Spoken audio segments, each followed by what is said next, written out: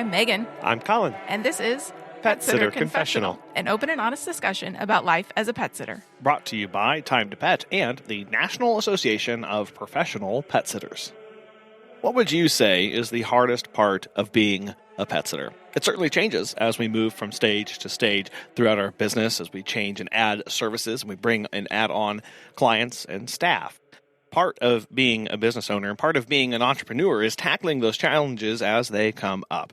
Today, Justina Allen, owner of Justina's Pet Sitting, joins the show to share her take on how she tackles those challenges, how she helps her clients be guilt-free, and even gives some great winter clothing and gear recommendations. Let's get started. We just came off of MEA break, which is our fall school break. So super busy week and weekend, kind of back to normal now. Yeah. So has that been pretty predictable and reliable for you as far as you know you're going to be busy? Yeah. October is our biggest month every year because of MEA. So yeah, even better than spring break, better than Christmas, this school break, people love it. Nice. So it's nice to kind of know what to expect and kind of let my team know in advance, all hands on deck. And yeah. I'm sure that's quite the thing to coordinate with all of them and getting schedules nailed down. I know we're doing that this year for Christmas. So just being okay, I know I've asked you this about 17 times already, but you're really available on Christmas. You're really available on Christmas. And I'm awesome. Right. Because I'm I know exactly what I can take on based on who can actually work. I am flexible with them because they're so flexible with me. Yeah. That it's I would rather turn clients away and keep my employees happy the rest of the year than force them to work something that they really don't want to work. So it's a weird balance. I had an employee that started during spring break and she only wanted maybe 10 hours a week. And I was okay, could you just really push through for me for 1 week? And then I promise you 10 hours a week is all you'll have. And she was she wanted 2 to 3 hour shifts. And it was 3 8-hour shifts in a row. And I'm I promise, if you could just do this for me, I will give you what you want. That's so funny. We had a transition with some staff and in her first day, I think we went 7.5 hours straight of nothing but just back-to-back visits and she was is it always like this? And people think oh great, that's an 8-hour day, that's normal. But a normal 8-hour day is nothing like 8 hours of doing back-to-back dog walks and visits. Oh my gosh. It makes your brain scramble. That was the one thing that she came to us and she said, I wasn't prepared for the mental taxation this would place on me. I wasn't prepared mentally for this job. And it hit me of going I fought for years of my life to avoid task switching, of going from thing to thing to thing to thing. But now that's all this job is. That's all we do. And it really didn't hit me until she approached me and said, it's really mentally draining on me to switch from client to client to client. Mm-hmm. I have an employee, she's full-time now, but she started just weekends. And when she went to full-time and she now is doing most of the Monday through Friday dog walks, she's it's so much easier. I don't have to think about it. I know every client, it's the same every day versus just every weekend, different clients were on vacation. So she was doing a brand new set of 5-6 clients every weekend. And on top of the mental taxing, we're in Minnesota, and then we'll have the days where the weather's really bad and the snow's bad. So now you're so stressed out driving from house to house because the roads are bad and there's a blizzard and you just want to get there. And as soon as you get there, you're thinking about, now I got to leave and go to the next one. And you're tense by the end of the day. Yeah, you're never off. You can never have a moment where you can flip off because, like you said, even in driving or if it starts, if it's even rainy weather, right? Mm-hmm. Those first few minutes where all of a sudden everything is slick and nobody knows what they're doing. Everyone forgot how to drive all of a sudden. And you're just I just need to make it 15 minutes down the road. No. And you're stressed about being late. And then the worst thing for me, I know I really stress out about is whenever I get 5 minutes off and then all of a sudden that cascades with bad weather and driving and mishaps. And then I'm 45 minutes behind schedule at the end of a busy day, and you just feel totally blown out by the end of it. Yes. It's hard to then calm down at night and then wake up the next morning fresh and not impacted by the frustrations from yesterday. And you never get that decompression in your day. Yes. And as the owner and like the person who does the schedule, I understand, it's okay that you're 45 minutes behind because I know it's going to be okay the way things line up. But my employees who are very task oriented, a lot of my employees are very type A and they want to do everything perfectly. They just go crazy when they're behind because they're so behind. And I know you're not, like, it really is going to be okay, but to them, they're supposed to be there at 3:15 and now it's 3:30. And that's all they can think about. Well, and that's interesting because we hire for task-oriented people who pay attention, very detail-oriented kind of people to pay attention to this stuff. So how do you coach them through that or help develop a more healthier understanding of what that schedule is? I think one of the biggest things I do is when I hire somebody, we use Time to Pet for software. And I like to show them what the schedule looks like in Time to Pet so they can kind of see everything. So they can get an idea of what everybody's doing, if that makes sense. And I also in the notes will put for a particular client, I'll say, okay, this schedule typically looks like this. They should have their breakfast visit between 6 and 8. They should have their supper visit between 2:30 and 5.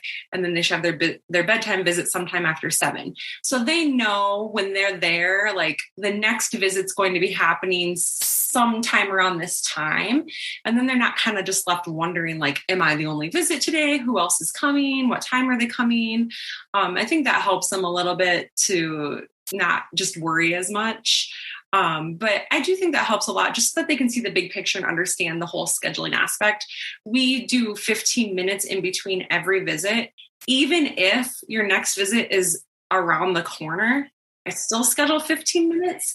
You can get there early. You can get started. That's perfectly fine. And now maybe you have a 10-minute buffer later on to use if you get behind because a dog threw up everywhere. Yeah, it kind of allow them a little bit more agency in the field to kind of judge and manage that time because, you're saying, hey, we have 15 minutes budgeted in here. So if you show up early, you can get some time back. Or maybe you need to take all that full 15 minutes to just recover and de-stress from something that happened. Go get a coffee. Yeah, either way, right? It's their time to use in that. So is that time that you're paying from? Do you pay hourly with them for travel time too? We pay per job. And so kind of one of the benefits of that is that they know that they can get done early then. I have the schedule set up in a way so that if they are ahead of schedule, it's fine. Just keep going to your next job.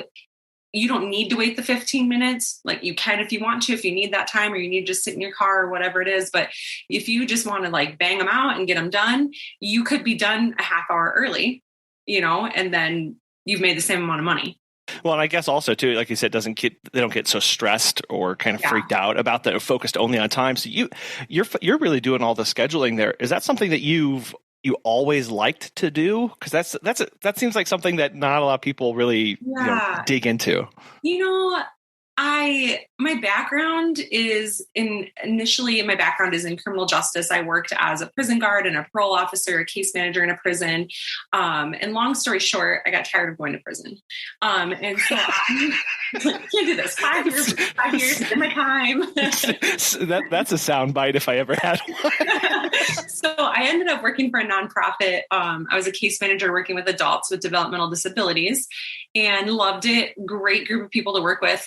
And realized like one of my really strong suits was like paperwork. Like I was so organized on top of things. I had only been there like 6 months and they would send the new case managers to me to learn organizational skills and, go find out Justina's system. She's got a system for this, all that.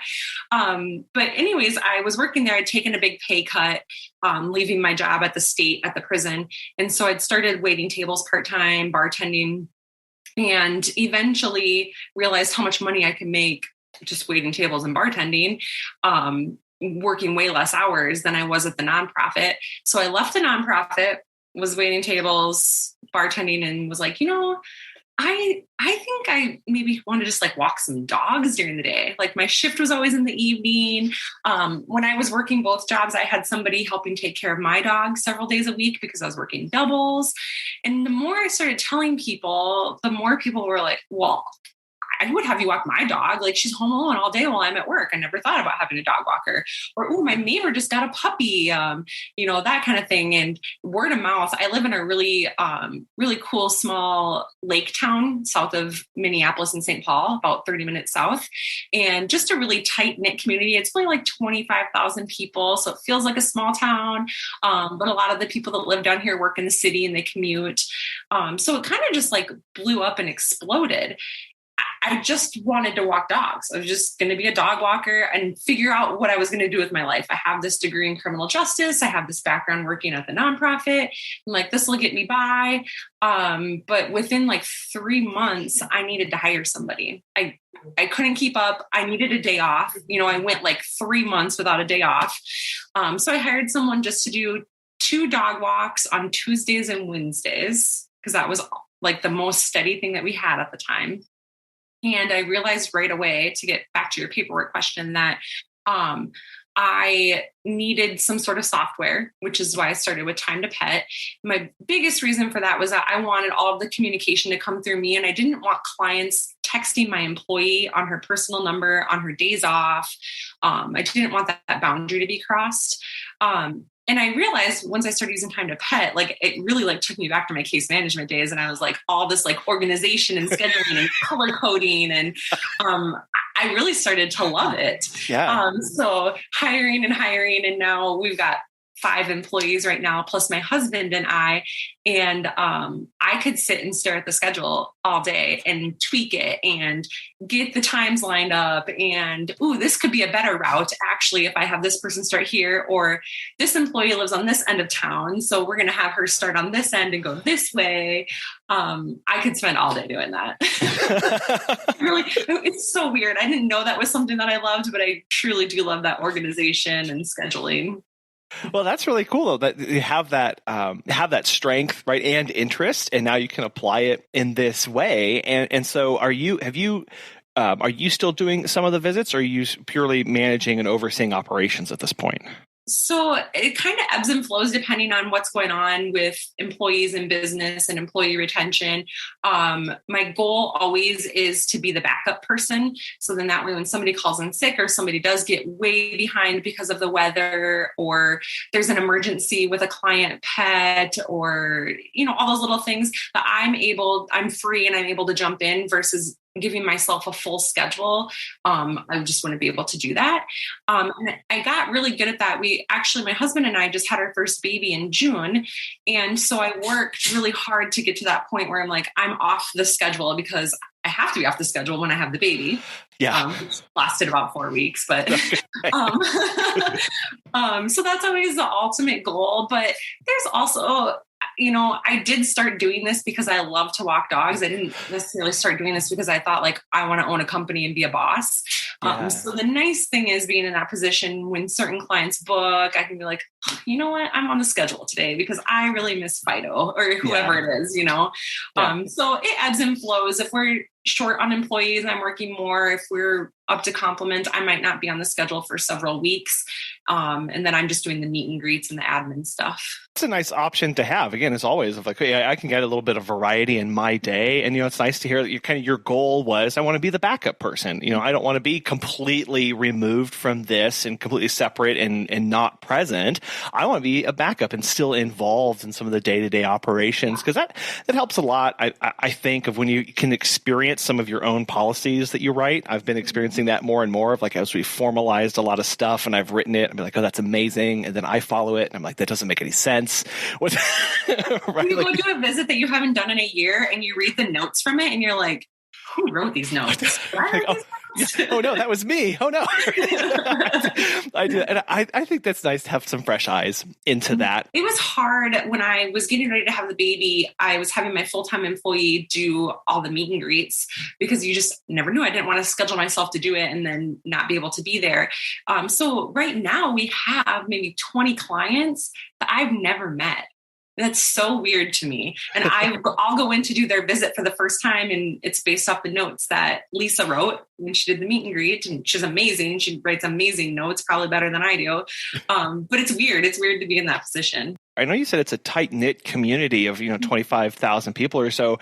That may be kind of intimidating to a lot of people to try and get into a tight-knit community. Is that where you're from, or were you kind of new to the area? Yeah, I moved here in 2014. And I think part of the reason why I know a big reason part of why I was so successful was that the restaurant I was working at downtown Prior Lake, where I live, it's just a restaurant where like everybody knows everybody, and they all knew me well. I worked there 5 nights a week. When you're bartending, you just get to know everybody that comes through the door, and you get to know their stories and they get to know your story.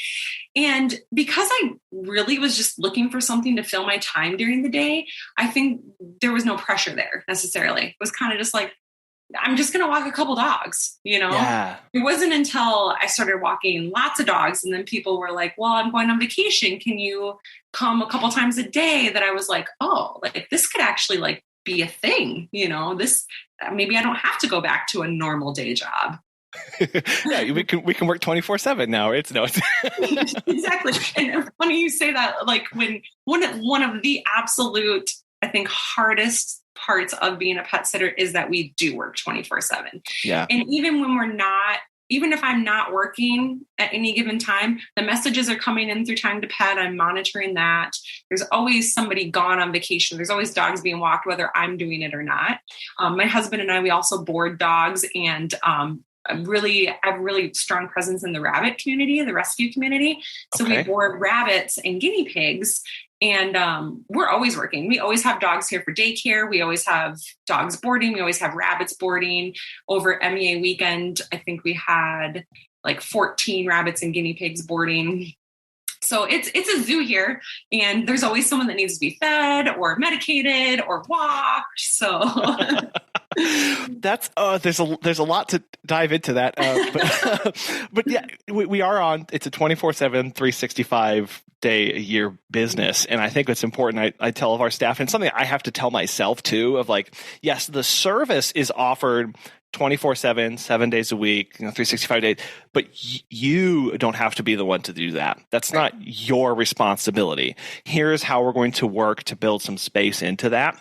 And was that easy for you to kind of recognize that you didn't have to do it all?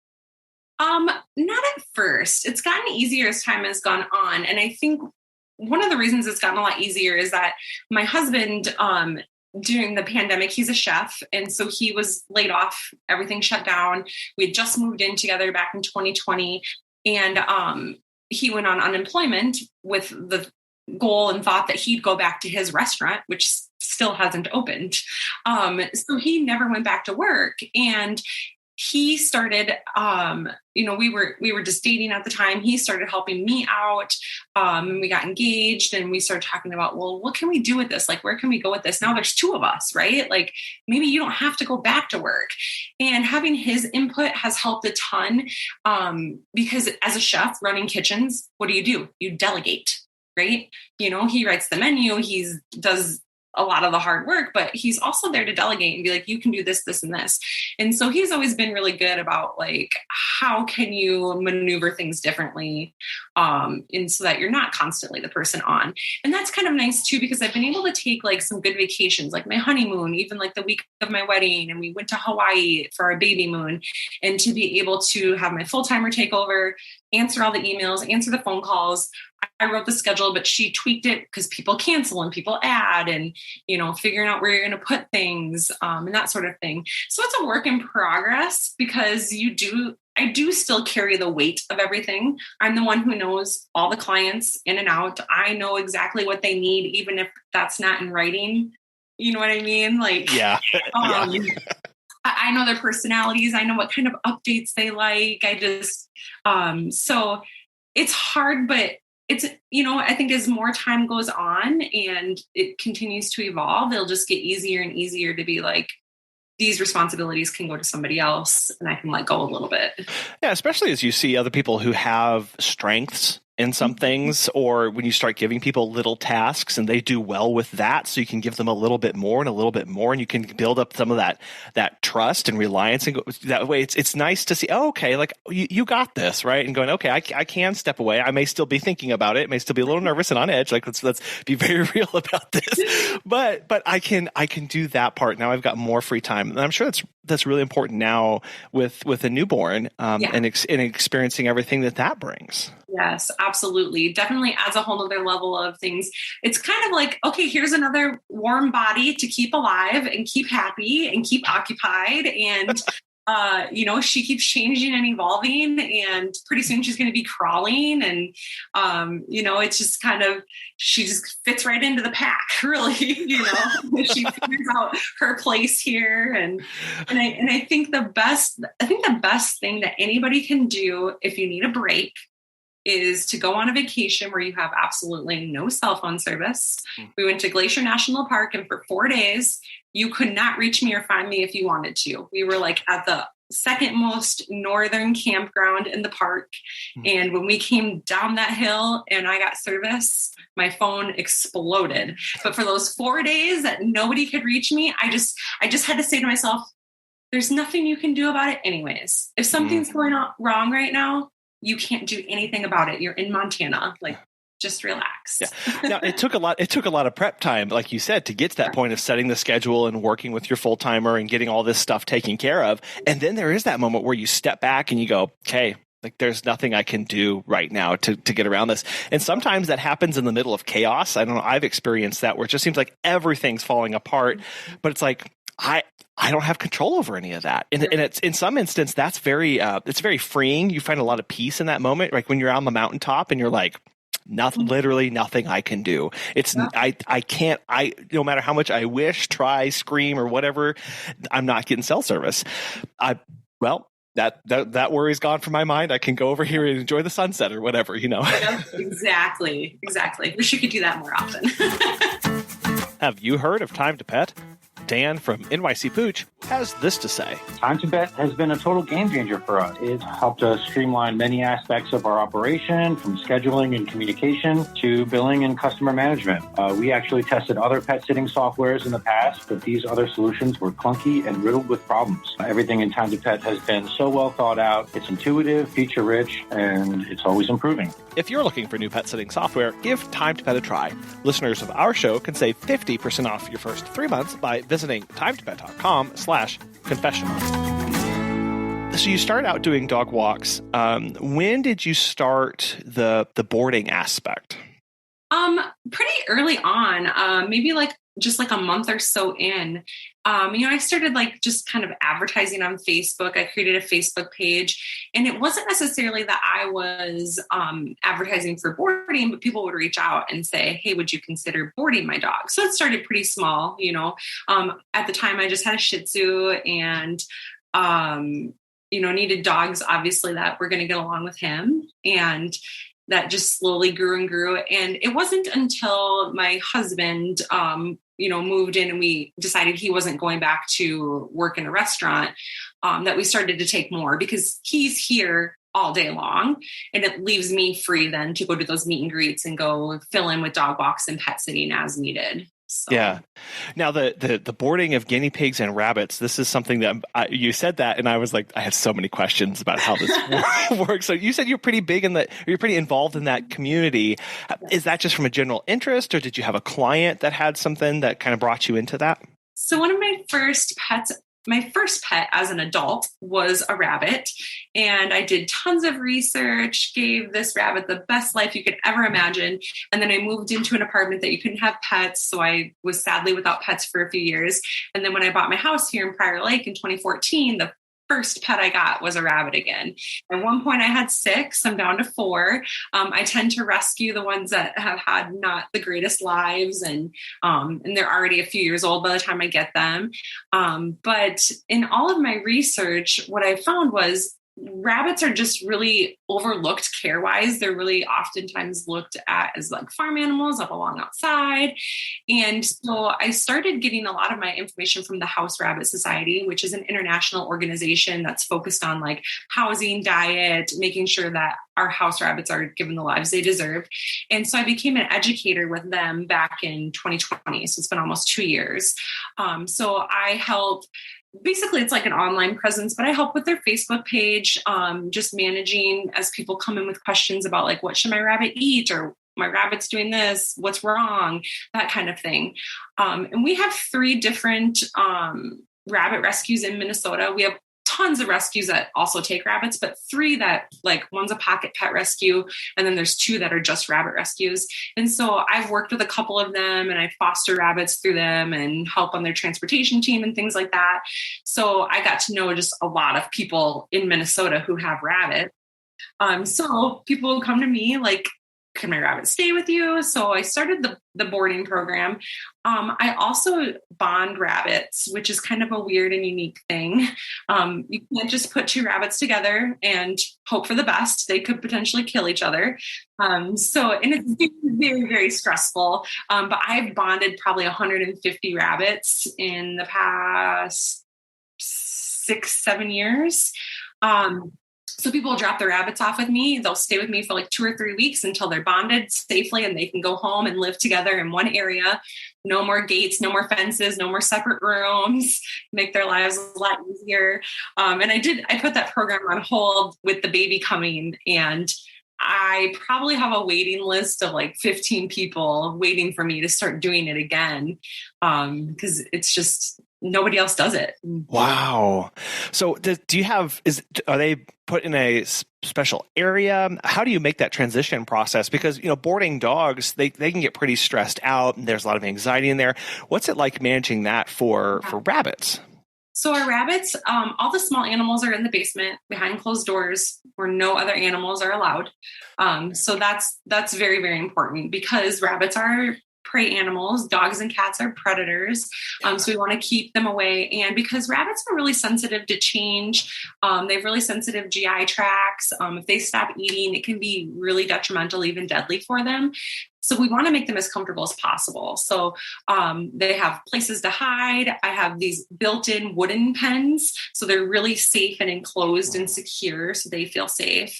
And when rabbits come to bond, I always take a couple of days for them to just settle in and get comfortable and make sure they're eating, make sure they're pooping, make sure that they're doing okay health-wise before I start introducing them together. And that's why it takes 2 or 3 weeks, because we might have to slow down and back up a little bit. Some might go home really quickly, but I like to make sure everything's really solid before they leave.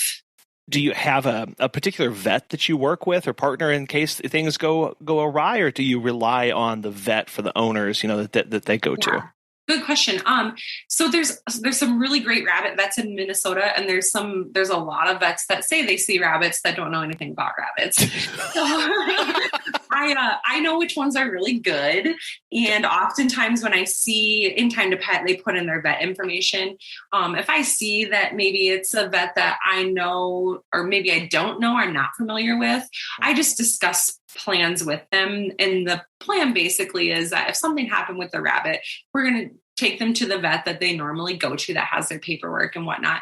But if it's after hours, on the weekend, things like that, like I know there's a couple of emergency vets in the cities that will see rabbits and know rabbits, and I feel comfortable going there. Mm-hmm. So I have a relationship with a lot of different vets just because I have 4 rabbits and 2 guinea pigs and 3 cats and 2 dogs. So I feel pretty comfortable and confident knowing like where to go and what to do. And those kind of relationships are just so invaluable, right? When we kind of reach the end, but when we reach the end of our knowledge or we start having those concerns, it can compound into further stress if we don't know where to turn, if we have no idea of who's the expert. And that's on us to spend that time ahead of time whether we have a zoo in our home and we've got all these animals and pets and we're naturally going out and talking to people, or I know a lot of pet sitters don't have pets, so they need to be starting those conversations on their own and building those relationships a different way. But at the end of the day, those relationships need to be built so that we can continue to learn. In those instances where, again, we're like, I don't know, we need to know who to go and talk to and get good information. When I went on that trip to Montana, one of the things I did for my team was I basically put together this list that was, if something is wrong with a pet, first you call the owner and then you call their vet. And if you can't get into their vet, because we know there's a terrible vet crisis, shortage, whatever, here are the after hours vets in our area. If the after hours vets are full, these are the other emergency vets. And it was like if this, then this, then this, then this. And now if it's a rabbit or a guinea pig, it's a whole different list because it is different vets that see them. Your typical rabbit or your typical emergency vet isn't really going to know what to do with the rabbit. So I really had to dig deep and think, what is every possible thing that could happen while I am unreachable, so that they have a plan. And we use an app where we can all chat together. And so they all knew that they could just go into that app too and say, hey guys, what do I do? And between the 5 of them, they could spitball off each other and be like, oh, I know this client really well. This is what I would do, and they could just make a plan together too. Well, in that document, we hear a lot of times of like, write down all your SOPs, sit down and think through your SOPs. And sometimes it's like, what do you mean? What does that look like? I don't even know, where do I start? In this case, you were forced into writing that down because, again, you were leaving and you needed to walk through that decision tree for your staff to go, hey, this is what I would do in this scenario. But, prior to that, that wasn't on your radar because it wasn't needed. So a lot of that stuff, it's a reminder. I mean, you're telling that of like, this is where our policies, our SOPs, they change and they adapt organically as the need arises to meet that. You're also doing guinea pigs as well. Is that a similar process with the rabbits? Yeah. Guinea pigs, they are very similar to rabbits. Their diets are really similar. Their care is really similar. I ended up with a guinea pig on accident. I feel like that's the story of like all my pets. But an old boss had gotten this guinea pig for his daughter. He was like 9 months old and they just weren't taking care of him anymore. And so being involved in rescue, I said, well, I'll take him and I'll find him a home. Well, I brought him home and I changed his name. Like, I find him a home. Like, let's be real. So his name is Albus, and he is almost 7 years old. Guinea pigs live 5 to 8 years. So he's an old man. He's on his second partner. Guinea pigs are just happier with a friend. So when I adopted another guinea pig to be his buddy, he passed away of old age. So then I went and found someone who was in a similar situation. Their guinea pig's partner had died. Their guinea pig was older. They didn't want to take on another one and be in this vicious cycle of always getting another guinea pig. So I took that old man. And so I got 2 old man guinea pigs together now. I don't want to have guinea pigs forever, but it's one of those things. I'll probably have guinea pigs forever. They're a lot of fun. They're super cute. They make the best noises.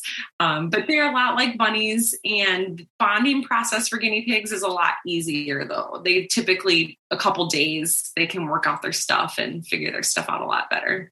Well, so if somebody's listening to this and didn't realize that there was a market for these kind of services, or that it would be even possible to do, what are some things that you would recommend for somebody who's interested in boarding rabbits or guinea pigs in their home?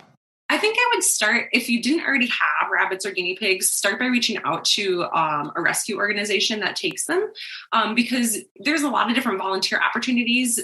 There's fostering. Like I said, I'm on the transport team, so I would do transportations. There's events and things like that, and just to kind of get comfortable with the different species. And then making sure you have a safe space in your home. Once you learn the care, maybe you've taken on a couple fosters, things like that. The nice thing about a foster is you have a whole team at the rescue that's walking you through if something goes wrong, and you really can learn so much that way without the pressure of it being just you that's responsible. You have someone you can go to and be like, so this bunny's not eating. What do I do? So really getting familiar with them. And then being involved in rescues around here is really why my boarding program is so successful. Everybody just knows who I am. There's groups, there's like Minnesota bunny groups, and my name will pop up like, oh, I need a pet sitter. And people will say, oh, call Justina's Pet Sitting. She boards them. We'll also do in-home for rabbits as well. But a lot of people just choose to board them. Sure. I think rescue is the way to go. They just, so much knowledge, so much information, and there's just so many opportunities. Well, and you just think of that network of people that you have, of resources, like you said, of like the educational opportunities, and you get known for that kind of thing. I mean, if I'm sure everyone's had the similar experience. If you find a stray dog and the pound is full, you text one person, that one person is going to text 15 other people. They're going to text, and this whole network just arises out of nowhere because somebody just knows somebody. Yeah. And that's a very powerful thing to be plugged into, to get, again, have those resources, have those connections, so that you can continue to learn and grow. Yeah, absolutely. Yeah, I think like the connections that we make and the groups that we're in and things like that just make a big difference. And I also have found that this is such a solitary job. Even with a team, 5 employees, we don't see each other. We don't hang out. You don't have like camaraderie like you do with coworkers at a normal job. We have team meetings every few months. But besides that, we just really know each other through the updates that we see each other send, So I realized pretty early on, because of that, I needed a community in some way. I was the kind of person who at my day job, I really thrived when my boss told me I did a good job. Well, there's no way to tell me I'm doing a good job anymore. Happy clients, of course, that's huge. But like, I'm the boss now. Like who's telling me that I'm good at what I do? But I found that really helpful to find this community. I joined like the Chamber of Commerce here in town. So it's all just these small businesses partnering and working together. Amazing group of people that I've been going to meetings, chamber meetings now pretty much for 4 years since I started. And just networking, just people who own businesses that need help and that spitball off each other and go to each other for resources. I found it's powerful to be plugged into a network of other pet sitters who own the pet sitting businesses. But I've also found a real power in just something different, being connected to other, just kind of a generic small business group, to be connected to the car salesman, the lawyer, to the seamstress, to be connected to the whatever, the pottery shop, all that kind of stuff. Like it is so good to be, because you feel finally like you were viewed as and in and around peers, and you get those people who can see into your business and go, one of the first things that happened to me was when I was telling people about what we do and how it goes. I was telling it to some people who they're not connected to the pet world at all. They just looked at me with their eyes like agog, like, you do what? How? Huh? What did like they couldn't even. And you make money? You make money doing that? They couldn't process it at all, and it was just like it was like, yeah, this is what we do. And I think that's a really good, like, it feels good to be validated and seen in that aspect. Yeah. Yeah. In a totally different way. And you don't realize, like, maybe even the way you can partner with some of those people, you just don't make those connections until you start spending the time meeting with them and getting to know them, that you realize, like, oh, we could do these different things together. Or even if they don't have a pet, everybody knows somebody that has a pet. Yeah. It's cool. Yeah. Like you said, those partnerships are huge, of going, okay, like I've partnered with the vets, I've partnered with the groomers, I've partnered with the trainers, I've partnered with this stuff. There's other people out there, right? And they may just absolutely adore. We found a local pizza shop here who started his pizza company for his dog, like, because he just, in memory of his dog. And I was like, I need to talk to those people. Like those are my people. Sure, they sell pizza, but like, we need to do something together. And, and it's just, you find those kind of connections. But then, like you said as well, there's so much value in being connected to other pet sitters. And there's the Professional Pet Sitters of Minnesota that, I'm currently member of and board member of right now. And the nice thing about that is it's all pet sitters in and around Minnesota. So we are all experiencing the same peak times, like spring break or that big fall break that I was just talking about. We're referring to each other whenever we can, obviously, because, this person's out of my area. You should call so-and-so. They're in St. Louis Park or whatever the case is. But pet sitters, just the struggles that we see, the stuff that we face, the issues that we have, whether it's with clients or the pets or our employees or whatever, nobody gets it like another pet sitter. Yeah. Because it's just so unique. It is. And a lot of those are problems that we never thought we'd have to encounter of like, I started this for one reason and now all of a sudden I'm in a situation where, whatever it is, right? I walk in, the client's naked, or I'm dealing with a client who has, Alzheimer's and they don't know who I am. And I'm dealing with this very passionate person. Like, all those stuff, like you can't go commiserate with somebody else who owns a coffee shop about those kind of things. We need that kind of connection. Not everybody spends their day picking up poop and covered in slobber, and they just don't get it. No. Well, so you currently have 5 employees, and you said one of them is full time. When did you decide to take that position full time? So it happened naturally. And actually, we're probably going to make that position salaried next year. So for now, it's just between 30 and 40 hours a week. But it really just happened naturally that she was my employee that was just working on the weekends. And she had a day job 20 years in, and she was sick of it. She was over it. So she came to me and said, wonder if you have more hours to offer me. And at the time I was doing a lot of the work. And I gladly wanted to give her some of those hours.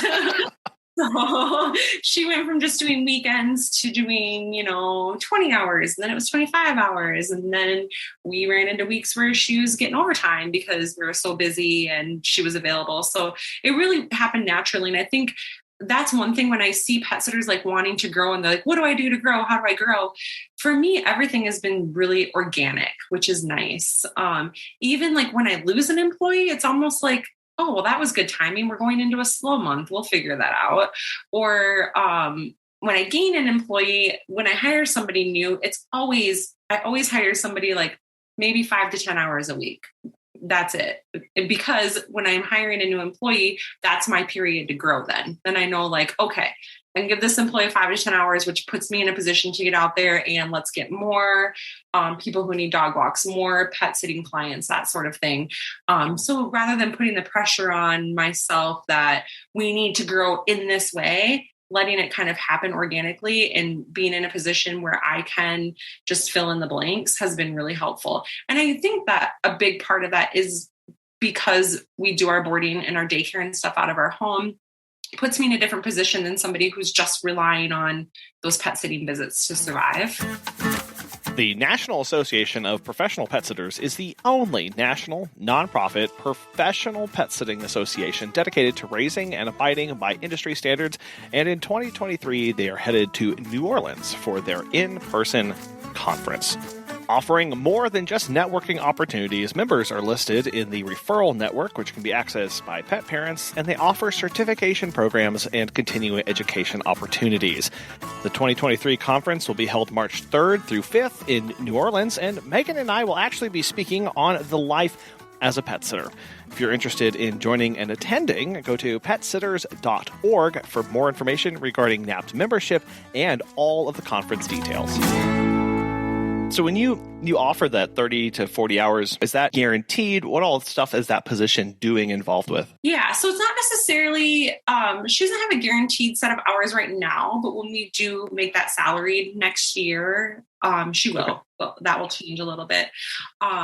So it comes down to what people are available to work. And knowing that, like if you take a bunch of days off, you're not going to get, like, I'm not going to be able to fill in those hours on different days because I do have quite a few employees who work pretty set hours. Like I have one who works Monday through Thursday, 9:30 to 12:30. Like that's what she always works, which is nice. But then I have employees that are like, I only want a couple days a week and it doesn't really matter which day it is. And it can just be a couple of visits. And those are great because they fill in the blanks, during busy times and stuff like that. But my full-time employee, she's kind of like my first dibs employee, like everything's going to go to her first. I'm going to make sure her schedule is full, and then we'll kind of trickle in and fill in from there.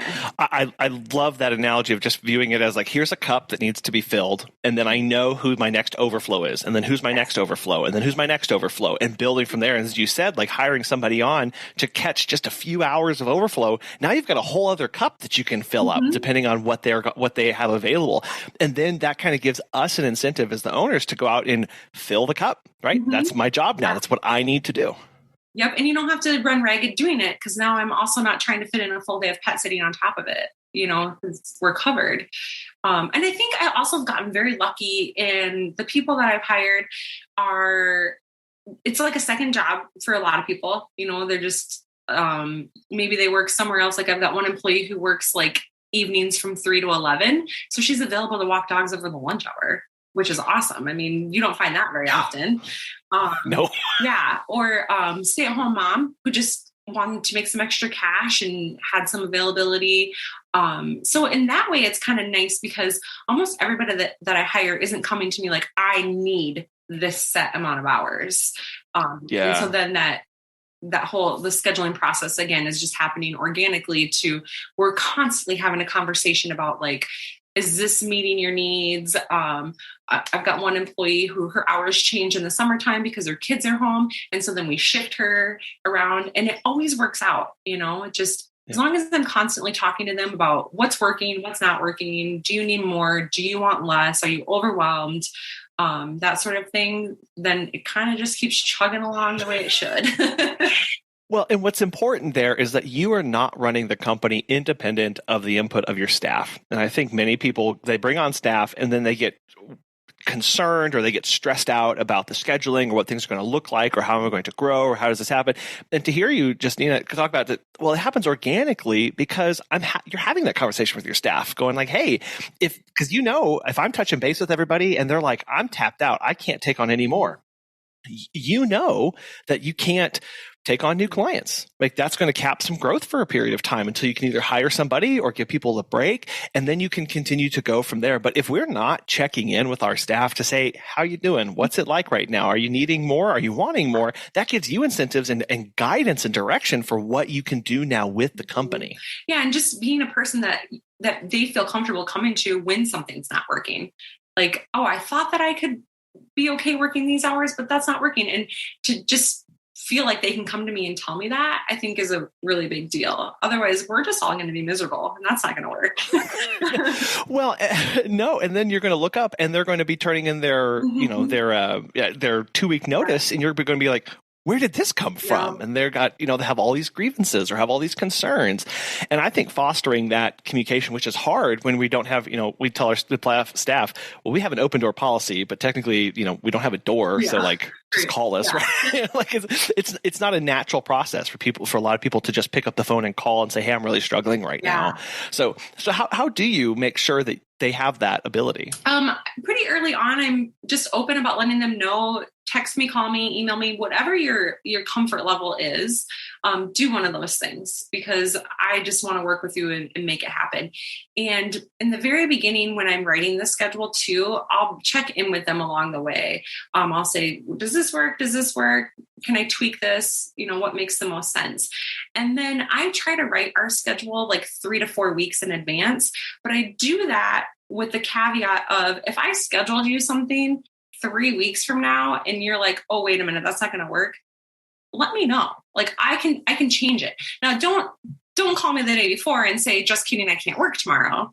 But if I'm scheduling something pretty far out and you realize you forgot to request it off, that sort of thing, or maybe I wrote the schedule and you're done at 2 for the day, and then you make plans because you're done at 2 for the day, go in and request that time off. And I won't schedule you the rest of the day. But if you don't go in and request that time off, I'm I might add something to the end of your day, not knowing that, so we're just constantly kind of talking about it, especially during that onboarding process. And when I write those first like couple weeks of schedule for them, I'm checking with them. Does this make sense to you? Do you like this amount of hours? And just really getting a feel in the very beginning for what they're going to be comfortable with, especially if they're working another job. You don't want them to be overwhelmed and tired, that sort of thing. Because like we had talked about kind of at the very beginning of a lot of people coming in, they've never done this before. They don't have experience. It's a learning curve. They're dealing with this new schedule, the new software, the new processes, new protocols, all the mental burden and fatigue that's happening. It can be a pretty intensive transition process for a lot of people coming into the industry. Yes. And there's even, you think about all the little details when there's meds and there's this and there's that. We just had a client over this MEA break where I did all the visits because that was easier for me than training somebody else in. There was 6 indoor cats and 2 outdoor cats. 3 of them got meds. 2 of them were isolated. One of them ate here. One of them, they all ate something different. Like there was so much going on there. And I was like, you know what? This is like why I started doing this, because I love that. Like my organizational brain was like, oh yeah, like put me in coach. Like I'm gonna nail this. I'm gonna do such a good job. Like that's all I could think. Like every detail is going to be covered. She's gonna get the best updates ever.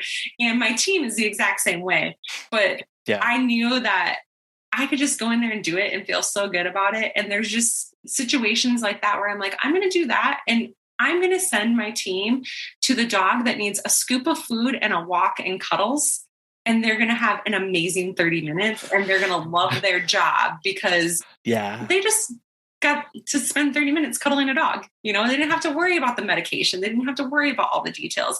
And that made up for the rest of the visits where they did have to worry about the medication, and all the little details and the alarm system and all of that. Oh.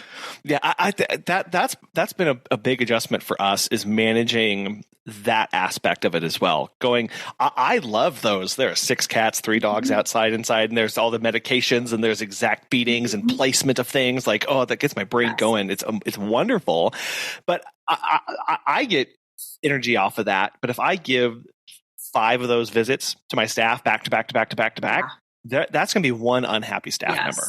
And that's on me to recognize and know that and pull back and go, no, I'm not going to give you all those back to back. I'm going to give some more diversity in here for you. And the same thing goes in the opposite, where there's some people, me included, that I don't want 5 back to back, just regular dog walks that are the same every day, where you don't have to use your brain. Like I would go so stir crazy if that were my schedule 5 days a week, but some people really like that. That's what they want. Like they strive off that consistency and they love it. And they love seeing the same dog every single day.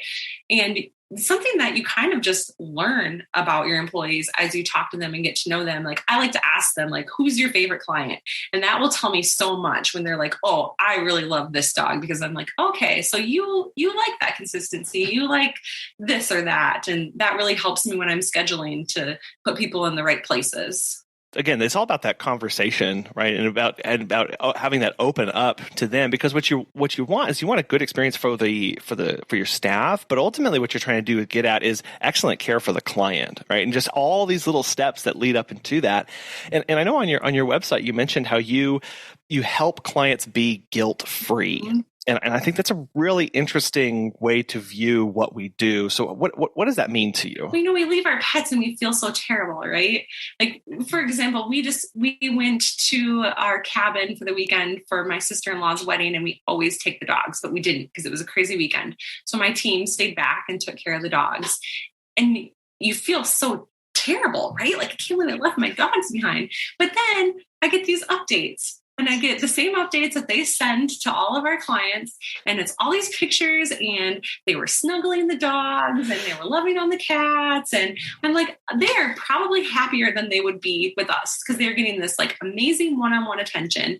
We spend, whether it's 30 minutes or an hour, of this undivided attention with people's pets. And we don't do that with our own pets, right? I don't come home and sit on the floor for 30 minutes with my dog. Nobody's got time for that, right? So I like to tell our clients that, like, this is undivided attention that your pet gets. That's amazing. But also, you don't have to burden your neighbors. You don't have to feel like you're bugging, your mom to stop over, or your sister, or worry if the neighbor kid did stop over, because there's nothing worse than your neighbor being like, oh yeah, I'll take care of your pets. But then you don't hear from them, but you don't want to bug them because you're not paying them. So you're in this like weird situation where I'm like, here's the thing, you're paying us to be there. So if you're worried that we're not there, you call us and you say like, hey, what time are you coming today? But they don't have to worry about that anyways, because we use Time to Pet, and they can go in the app and they see what time we're coming. They see who's scheduled, and they can just go enjoy their vacation and relax and not worry about anything. The relationship that we have with our clients is so weird because they bring in all these expectations and prior experiences. And I can't tell you how many times clients have apologized to me for a quote unquote complicated visit or all the things they're asking me to do. And how many times I've had to say, no, this is my job. Yeah. Like I'm here for. Or they're sorry for all the notes, and I'm like, leave all the notes. I loved the notes. The notes are the best. Yeah, please write a book. Please, absolutely. Do you have some videos you can send me of how you do a certain process? I would love to have that. And I think it's a very freeing process for the client at that point to go, oh, like I can pour everything I need to into this person, to this company, because they're here for that, and it does. All of a sudden they start to unburden because they don't feel bad checking in. They don't feel bad asking you to come in a second time or a third time that day, or they don't ask for that because they've had to in the past and they felt bad about it. So a lot of that is just us kind of helping manage those expectations and talking them through that. But it is a very interesting relationship. I think about that a lot. The more people are like, oh, I'm sorry I'm having you. I'm like, no. What are you doing? Yeah, I'm here for you. We love this. Like that client that had the 6 indoor cats, she had a little picture book and it had their picture and their name. And I'm like, this is so awesome. Like, I love that. And people love their pets, and they love talking about their pets, and they love setting up their account in Time to Pet because they get to talk about their pets and their unique needs. And even like when I go on trips and I leave notes for the sitters here, I love it. Like I love typing up those notes, and like, even if nothing has really changed a whole lot, it feels good to me, I can always tell kind of what the client relationship is going to be like given the amount of detail and information they give me on those new forms. Yes. I get the clients where it's like food and they're like, yes. And you're like, okay, this is going to be fun. And then you say, someone will say food and they're like, well, 1/13, it's like all these exact out. I'm measured out to the 100th decimal point on a scale. And you're like, okay, you're my people. Let's go. That's what we are. So as you mentioned you're in Minnesota, and so we touched a little bit on the kind of mental burden and fatigue that takes place from worrying about the winter weather. But how does that change how you schedule and book things and kind of prepare for visits? Yeah, it's a good question. So really, like scheduling wise, it doesn't change a whole lot because when I'm writing the schedule 3 weeks out, you don't know what the weather is going to be like. So I schedule in the same way. But when we know that there's bad weather coming, we might just adjust things at the time. Maybe we start earlier. Maybe we push things back a little bit, because if there's a big snowstorm overnight, going out and starting at 6 a.m. is going to be terrible. The roads aren't plowed. The roads aren't salted. So we might just push things back. One thing I do with clients in winter months, especially if they're going on a big vacation, is I ask them to have a backup that's maybe like their next door neighbor, somebody that can walk to their house if needed. Now, knock on wood, I've got wood right here. We've never had to do that. We show up, we are there. One of the things I talk about with my employees is that they're comfortable driving in the snow, obviously. We have a decently sized service area. Like our main service area is a 5-mile radius from our downtown. But we go outside of it for an additional fee. So we do have clients who are 10 to 15 miles away, which 10 miles away in a snowstorm could be 45 minutes. I mean, yeah. So that's just one of those situations too, where it's like, I'm on deck. I'm going to hopefully just be the backup person so that if we're getting behind, maybe I'd have to go do a few of those visits just to keep us in check. But also our clients have grace with us. They understand that we live in Minnesota and things are unpredictable. And if your dog eats supper 2 hours late because there was a snowstorm, at the end of the day, your dog is safe. Your dog got outside, your dog has food, your dog still got cuddles, we might have to maybe cut visits short if there's really bad weather. For like our daytime or like our daily dog walks, we usually do 30 minutes. And if the weather is really bad, like say it's really, really cold out, or in the summer, really, really hot, we'll still spend 30 minutes with that pet, but we just adjust it and we go indoors. We do potty breaks, we play indoors, that sort of thing. The only reason we would maybe cut the visit short would be because we need to get to them all and the roads are bad and it's going to take us a half hour to get from visit to visit. So, but that's just communication too. As soon as there's bad weather, I'm messaging all of our clients who are on that day and I'm already in contact with them about what could change, what could potentially happen. And every once in a while, we have so many people that work from home now. Thank you, COVID. And we still walk their dogs that they might say, hey, if you want to skip Fido today, if that helps you because you need the extra time because of the roads, that's perfectly fine. So we might have a situation like that really helps us out. What's really key there is the preemptive aspect of reaching out the day of to notify the clients and going, hey, these are current conditions. This is the plan moving forward. Just want to make you all alert. Yep. We're headed your way kind of thing. So that they're not, again, this kind of guilt-free peace of mind. They're not left guessing. They're not left going, oh gosh, what are they doing? How are they going to handle this? It's like, no, we've already sent out the email or messages to how they're going to do that so that they know, right? So they're not contacting you going, where are you? How's it going? Anything like that. Nope. We're taking care of that right off the bat. And we honestly, we provide really exceptional service. And so when something doesn't go perfectly, they have a lot of grace with us because they know who we are, what to expect from us on a daily basis.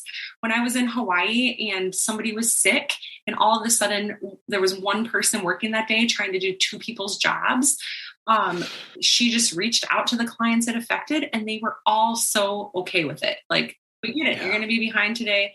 You're never behind, you never, you always show up. So because of that, I think it's a really great relationship with the clients. It's really personal. And they know that they can trust us. They know that we're going to be there and we're going to do everything that we can to take the best care of their pet.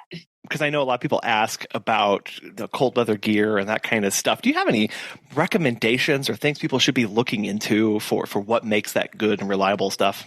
So one of my employees, her name is Sophie. She is originally from Germany, and she always says, there is no wrong weather. There is only wrong clothing. And I tell my employees, obviously when they're hired, we walk dogs in all weather, whether it's 100 degrees and 20 below. We're going to be outside. Like, we're going to take care of these pets. Obviously we're not going on long walks when it's really cold, but you're going to be out in the elements and to plan accordingly. So my best advice is not necessarily like certain brands or anything like that. Lots of layers. You can always take off layers. You can always add layers, keep extra layers of things in your car. Always, always, always have an extra pair of socks with you, no matter what time of the year it is, because wet socks are the worst. So I keep an extra pair of socks and an extra pair of shoes, because if you're in the middle of a long day and your shoes and socks are wet, like brutal. Yeah. Forget it. And then my other favorite piece of clothing are the gloves that pop open so that your fingers are free for picking up dog poop. Yeah. And another really good tip is when it's really, really cold out, open all of your dog poop bags in advance. So you just have to reach in your pocket and it's already good to go and you're not fumbling. That's one of the first things I tell all of our staff. I just say, hey, this is going to save your life. Pro tip. Just always, even in good weather, always just open it. Get into that habit of always opening it. Because few things are worse than staying there in a blizzard or pouring down rain and you can't get it. And you just want to scream. If you're walking two dogs at once and they're chasing squirrels in opposite directions and you're trying to open a poop bag, it's like you don't want to deal with any of that. The neighbors are all looking at you. Yeah, we don't want to be a spectacle as much as possible. We just want to other really good pointer too, though, is like spikes for your shoes, like Yak Tracks. There's a couple different brands, but they're basically shoe covers that go over your shoes or boots that have little spikes in them so that you don't slip on the ice. Yeah. Those have been really, really helpful. You obviously got to make sure that you're not like walking through somebody's house with those on, but you're taking your shoes off anyways in the house. So, but those are great because you don't realize that little dusting of snow that fell over, the ice that's underneath, like there's just nothing worse than falling while you're walking a dog. Justina, I want to thank you so much for coming on the show today. How can people get in touch with you, follow along with your company, and start learning from you? Yeah. So you can find us online, www.justinaspetsitting.com. And then our Instagram and Facebook. Instagram is at Justina's Pet Sitting. And then Facebook is Justina's Pet Sitting Service. And you can follow there. You can see the bunnies that we board and all the cute pictures of all the animals that we take care of on our social media accounts. The longer I have been in the pet care industry, the more I have come to appreciate the intense mental burden and mental fatigue that takes place in any given day that we are out caring for people's pets. The constant transitions, brand new information, problem solvings, always being on and observant and ready to go really do take their toll. And this is a huge adjustment that many people take a while to get used to. We as business owners, as entrepreneurs, need to find ways to help ourselves adapt and overcome these, having good, solid boundaries, tools, mechanisms, technologies, gear, whatever that is. And then we need to share this with others, especially if we decide that we need to hire staff. We cannot forget the mechanisms, the muscles that we have built over the years to overcome, accomplish, and handle that kind of mental stress and burden. We need to help others do that.